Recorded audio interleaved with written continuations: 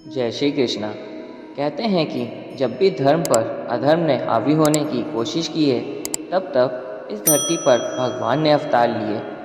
बात चाहे द्वापर की हो या त्रेता युग की हो, सतयुग की हो या फिर कलयुग की, हर युग में भगवान ने अपने भक्तों की हमेशा रक्षा की है।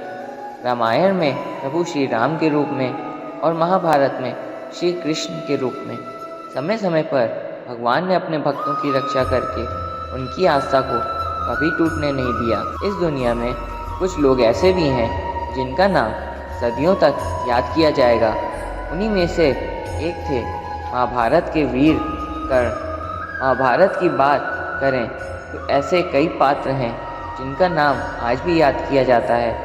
श्री कृष्ण के अलावा पांडवों को महाभारत के नायक के रूप में जाना जाता है, लेकिन कौरवों को इतने मान सम्मान से नहीं देखा जाता। कौरवों में से कर्ण को उनका साथ देने के बावजूद भी बड़े आदर सम्मान के साथ देखा जाता है। उनके साथ अन्याय के कारण आज भी लोग उनके प्रति अपार प्रेम भाव रखते हैं। क्या आप जानते हैं कि साधारण इंसान के साथ साथ श्री कृष्ण तक उनके सिद्धांतों के कारण उन्हें एक महान योद्धा मानते थे और बहुत सम्मान करते थे। महाभारत की इस कहानी के बारे में तो सब जानते होंगे कि युद्ध से पहले श्री कृष्ण ने छल कर के इंद्र की मदद लेकर कर्ण के कवच कुंडल दान में ले लिए थे। लेकिन आज हम आपको इसके बाद की एक बात बताने जा रहे हैं, जिसके अनुसार श्री कृष्ण स्वयं भी कर्ण की परीक्षा लेने के लिए आए थे।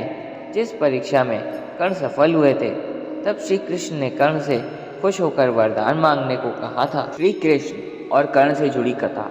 जब कर्ण मृत्युशैया पर थे, तब कृष्ण उनके पास उनके दानवीर होने की परीक्षा लेने के लिए आए। कर्ण ने कृष्ण को कहा कि उसके पास देने के लिए कुछ भी नहीं है। ऐसे में कृष्ण ने उनसे उनका सोने का दांत मांग लिया। कर्ण ने अपने पास पड़ा पत्थर उठाया और अपने दांत तोड़कर कृष्ण को दे दिए।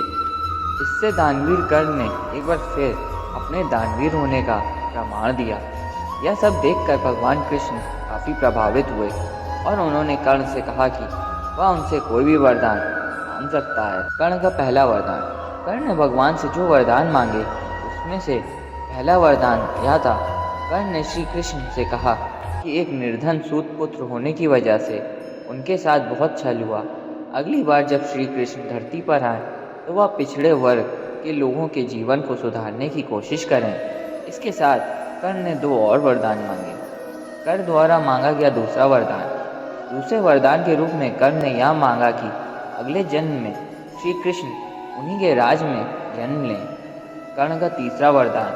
तीसरे वरदान में उन्होंने कृष्ण से कहा कि उनका अंतिम संस्कार ऐसे स्थान पर होना चाहिए जहाँ कोई पाप ना हो।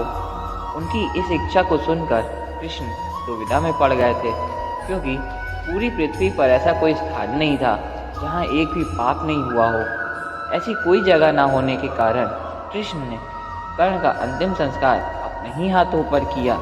इस तरह दानवीर कर्ण मृत्यु के पश्चात साक्षात वैकुंठ धाम को प्राप्त हुआ।